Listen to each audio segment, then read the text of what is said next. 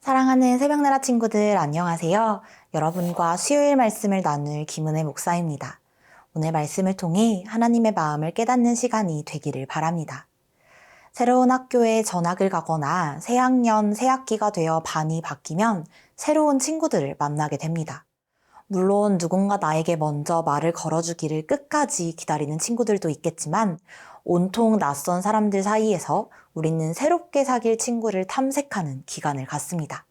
그리고 왠지 나와 취향이나 성격이 잘 맞을 것 같은 친구, 말이 잘 통할 것 같은 친구, 친하게 지내고 싶은 친구에게 다가갑니다. 그런데 시간이 지나면서 그 친구에 대해 더 알아가다 보면 처음 내가 생각했던 모습과는 전혀 다른 모습이라 놀라는 경우가 있습니다. 조용할 것 같았는데 쉬지 않고 말을 하는 수다스러운 친구인 경우도 있고, 인상이 왠지 모르게 무서워 보였는데 누구보다 순둥순둥한 친구인 경우도 있죠. 우리는 보이는 대로 판단하기 때문에 틀릴 때가 있는 것입니다. 오늘 말씀은 보이는 것 그 너머에 있는 보이지 않는 진짜 모습까지도 모두 꿰뚫어 보시는 분에 대해 이야기합니다. 오늘 말씀의 제목은 다 알고 계셔입니다. 오늘의 말씀은 요한계시록 2장 1절에서 11절입니다. 너는 에베소 교회의 사자에게 이렇게 써라. 오른손에 7 별을 잡으시고 7 금촛대 사이로 다니시는 이가 이렇게 말씀하신다. 나는 내 행위들과 내 수고와 내 인내를 안다. 또 내가 악한 사람들을 참지 못하는 것과 자칭 사도라고 하는 사람들을 시험해 그들이 사도가 아니라 가짜들이라는 것을 밝혀낸 것을 안다. 또 내가 인내하는 것과 내 이름을 위해 수고하되 게으르지 않다는 것을 내가 안다. 그러나 내가 내게 책망할 것이 있으니 그것은 네가 첫사랑을 버린 것이다. 그러므로 너는 어디서부터 잘못됐는지 생각해보아 회개하고 처음에 행했던 일들을 행하여라. 만일 그렇게 하지 않고 회개하지 않으면 내가 네게로 가서 내 촛대를 그 자리에서 옮길 것이다. 그러나 내가 잘한 것이 있으니 내가 니골라당이 하는 짓들을 미워하는구나. 나도 그것을 미워한다. 귀 있는 사람은 성령이 교회들에게 하시는 말씀을 들어라. 이기는 사람에게는 내가 하나님의 낙원에 있는 생명나무 열매를 먹게 할 것이다. 너는 서머나 교회의 사자에게 이렇게 써라. 처음이요 마지막이시니 곧 죽었다가 다시 살아나시니가 이렇게 말씀하신다. 내가 내 환난과 가난을 알지만 실은 내가 부자다. 또 내가 자칭 유대 사람이라 하는 사람들의 모욕도 알지만 실은 그들이 유대 사람들이 아니라 사탄의 집단이다. 너는 고난당할 것을 두려워하지 마라. 보라, 마귀가 너희 가운데 몇몇을 감옥에 집어넣을 텐데 너희가 10일 동안 핍박을 받을 것이다. 너는 죽도록 충성하여라. 그러면 내가 생명의 면류관을 내게 줄 것이다. 귀 있는 사람은 성령이 교회들에게 하시는 말씀을 들어라. 이기는 사람은 둘째 사망에서 해를 받지 않을 것이다. 반모섬에 유배당한 채 머물고 있는 요한을 찾으신 예수님은 요한을 통해 당시 소아시아 지역에 존재하던 7 교회들의 메시지를 전하십니다. 7 교회는 당시 초기 기독교 세계에서 중심적인 역할을 하는 교회들이었고 각기 다른 상황에 처해 있었습니다. 예수님은 각각의 교회에 맞는 말씀을 전하시며 때로는 그들을 책망하시기도 때로는 그들을 칭찬하시기도 하셨습니다. 요한을 통해 예수님이 가장 먼저 부르신 교회는 바로 에베소 교회였습니다. 예수님은 에베소 교회를 향한 편지를 먼저 칭찬으로 시작하십니다. 당시 에베소 교회에는 잘못된 가르침을 전파하며 돌아다니던 거짓 교사들이 있었습니다. 자신들을 사도로 소개하지만 예수님의 가르침에 어긋난 교리를 전하는 이들을 에베소 교회는 용납하지 않았습니다. 심지어 거짓 교사들을 시험해 그들의 가르침이 어느 부분에서 잘못되었는지를 밝혀내기까지 했습니다. 예수님은 에베소 교회의 이런 행동을 칭찬하셨습니다.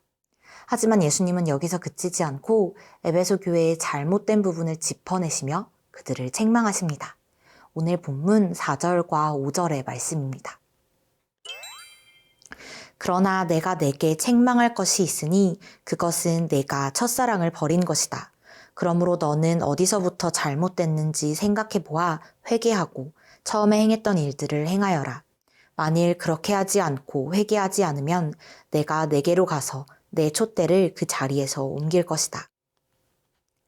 사랑하는 새벽나라 친구들, 모든 면에서 모범적이었던 에베소 교회는 잘못된 가르침을 전파하는 이단과의 오랜 투쟁 속에서 열정을 잃어버렸습니다. 모두가 열심히 헌신했지만 사랑이 빠진 수고 속에서 점점 지쳐 하나님을 향한 사랑을 잃어버리고 말았습니다. 예수님은 그런 에베소 교회에게 처음 사랑을 회복하라는 새로운 숙제를 주십니다. 그들이 아무리 위대한 일을 한다고 해도 예수님을 향한 사랑이 없으면 아무 소용이 없기 때문입니다. 우리 역시 마찬가지입니다. 말씀을 읽고 찬양을 하고 예배를 섬기는 모든 일들을 형식적으로 할 때 하나님은 우리의 수고를 기쁘게 받지 못하십니다. 하나님은 중심을 보시는 분이시기 때문입니다. 예수님을 향한 처음 사랑을 잃어버리지 않고 마음을 다해 하나님과 주변을 사랑하는 새나 친구들이 되기를 바랍니다.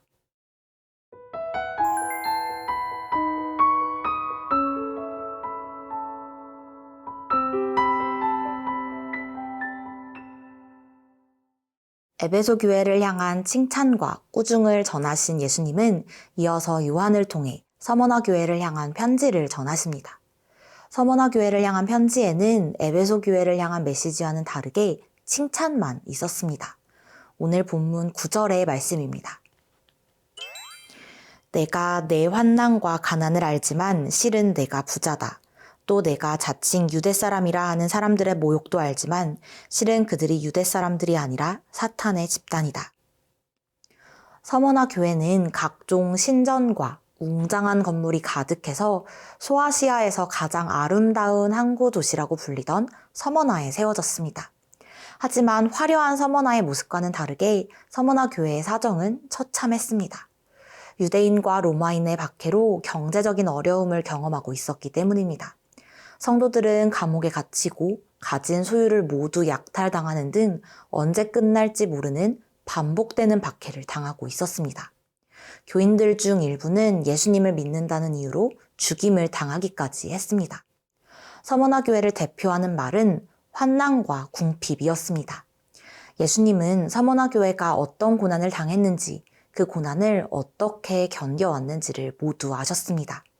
그래서 그 고난을 꿋꿋하게 버티며 믿음을 지켜온 서머나 교회를 칭찬하신 것입니다. 이 세상에서 부자로 잘 사는 것보다 영적으로 부자가 되는 삶을 더 소중히 여겼기에 핍박과 죽음의 위협 속에서도 믿음을 지키는 서머나 교회를 예수님은 자랑스럽게 여기셨던 것이죠. 사랑하는 새벽나라 친구들, 우리 역시 각자의 자리에서 크리스천임을 드러내기 두려운 순간들이 있습니다. 교회를 향한 따가운 시선들 때문입니다. 이때 우리는 서머나 교회를 향한 예수님의 말씀을 기억해야 합니다. 예수님은 가장 가난하고 고통받는 서머나 교회를 부자라고 부르셨습니다. 어려움 속에서도 오래 참으며 믿음을 지키는 것이 최고의 자산이기 때문입니다. 예수님은 오래전 서머나 교회 교인들이 그랬던 것처럼 우리 역시 흔들리지 않고 믿음을 지키기 원하십니다. 죽도록 충성하라는 편지는 서머나 교회를 향한 것이기도 하지만 바로 우리를 향한 예수님의 메시지이기도 합니다. 예수님이 우리 편이심을 믿음으로 우리를 향한 비난을 두려워하지 않으며 담대하게 복음을 전하는 끝까지 믿음을 지키는 새나 친구들이 되기를 바랍니다. 사랑의 하나님, 오늘 말씀을 통해 다른 어느 무엇보다 예수님을 향한 사랑을 지키는 것이 중요함을 배웠습니다. 예수님을 향한 사랑을 잃어버리지 않고 끝까지 하나님께 충성하는 믿음의 사람이 되게 하옵소서. 예수님의 이름으로 기도합니다. 아멘.